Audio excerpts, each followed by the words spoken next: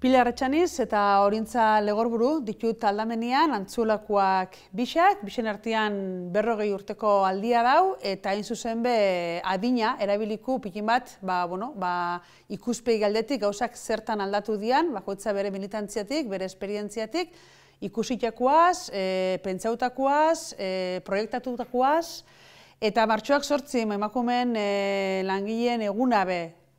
Esaten dana, Pilar, langilea lan kontutik hazitea, horra kaso, oin 40 urte, eta gaur egun gauzak igual zer aldatuko zian, hala?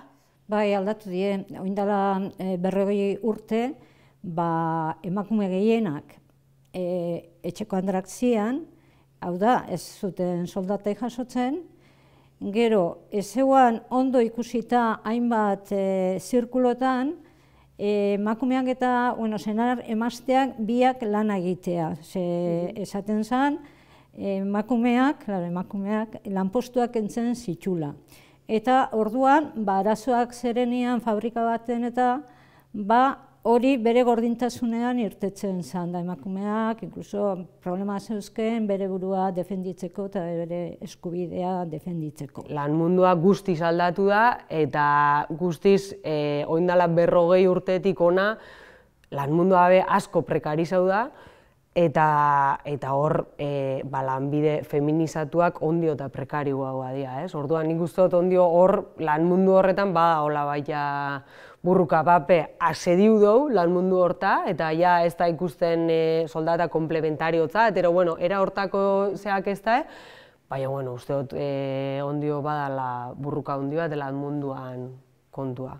Martxoaren 8 eguna ospaketan danetik, eta azkenengo urte honetan ez da urte askotan aldarrikapen diferentiak egon dira, boto eskubidea edo kargo politiko bateteko eskubidea, lan esparruan sartzekoa, eta baita baztertua ez izatia edo ez alboratua, gutxietzi edo ez. Hori ondiok zelan ikusten dozue, bizi izan dozue olakorik, ikusten dozue ondiok badagoela olako egoerarik? Hombre, lehen ideologia soziala zan baztertu, emakumea diskriminatzen zebana. Zeatik, uste zalako sujeto maskulinoa zala sujeto orokorra. Gizonak representatzen zebana zala sozialki ona eta sozialki eredua. Orduan, emakumeena beti bigarren mailakoa izan da. Eta orain ere bai naiz eta egoera ez da berdina, noski. Eta orduan, garai haietan adibidez, debekatuta zeuden antisorgailuak.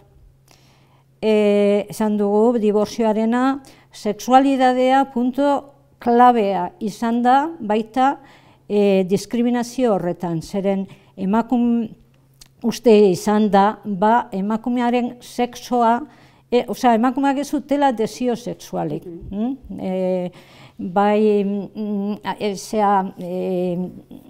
Afektibidadea, baina sexualidadea indar gutxikoa.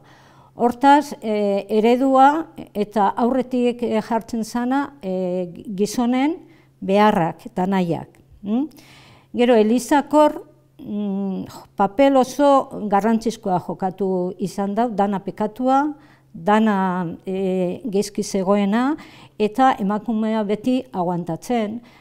Sexu harremanak derrigorrak ziren, Elizaren pentsakeran, gizonak nahi bat zegoen, bestea obligatuta zegoen, eta guzti hori. Orduan, nik bai pentsatzen dut, hortan gizona gutxiago aurreratu dabe, baina emakumeak asko aurreratu dabela, pentsatzen dut, eron eskubideen kontzientzia argia daukelako bat ezbe. Eta horti dator feminismoak azkenengo hamarkadetan indarra hartu dabela.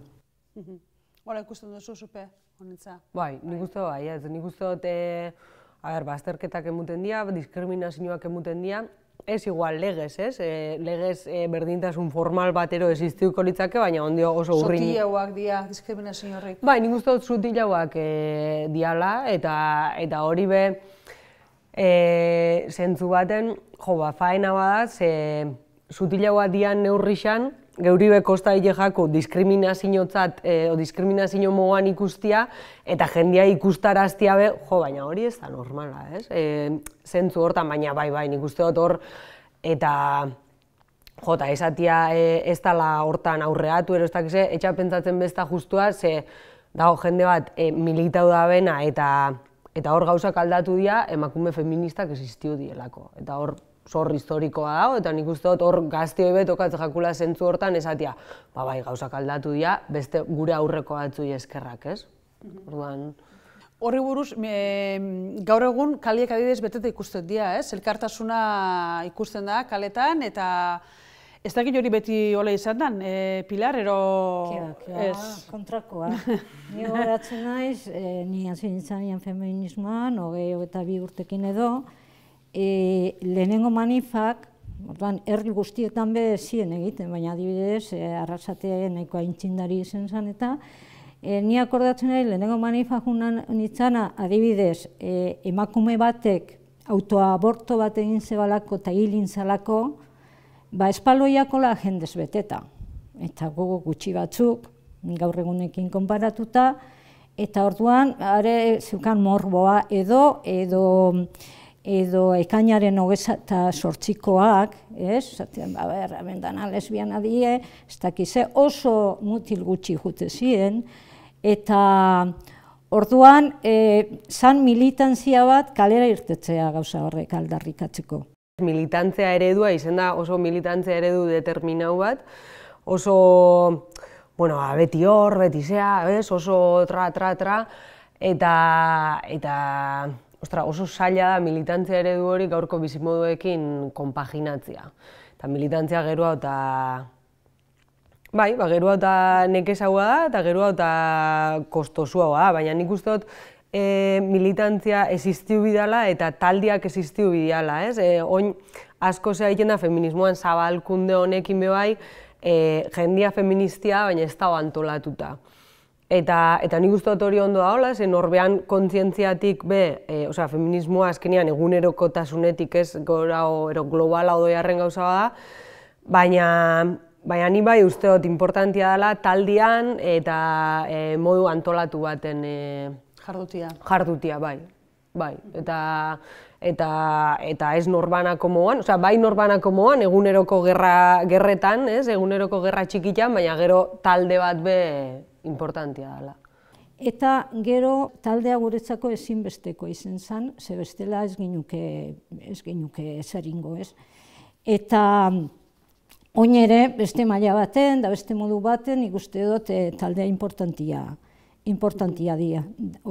Oin dio dare gauza asko, adibidez, edertasunaren eredua, zela sentitzen gaen depilatu barik, edo hainbat gauza, adibide bat ipintzearren, ez? Eta tal. Eta gero egongo litzake gizonekin zer, hobetu esan da gizonak zer.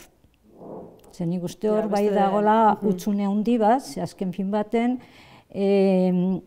ez da gure problema bezik guk sufritzen dugun problema.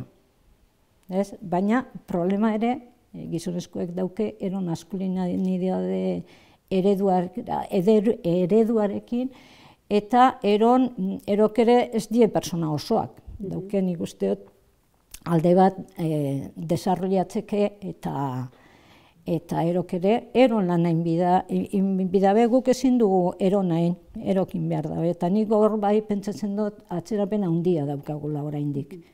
Hori da orduan igual erronketako bat hemendik aurrera landu bidana? Netako bai, baina beraiek landu behar dabe. Hori elkarrekin inalda? Zango dut sartzen dira gizonezkoak olako militantzia honetan, borroka honetan?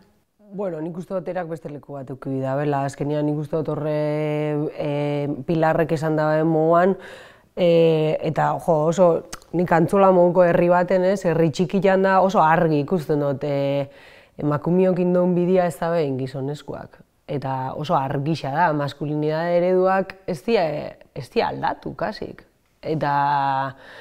Eta emakumeen ahalduntze bat, eta zea bat egon da, eta aldaketa bat, eta beste iteko modu batzuk, beste praktika batzuk, eta gizonena ez, baina dana dela nik hori uste dut erak reflexio biko abela, erakin biko abela, eta erakitzen biko diala kostiente, hori ez diala, ez da behaira pentsau kriston osotasuna aukela, ez diala persona oso, baina hori erak landu beharreko kontua dela.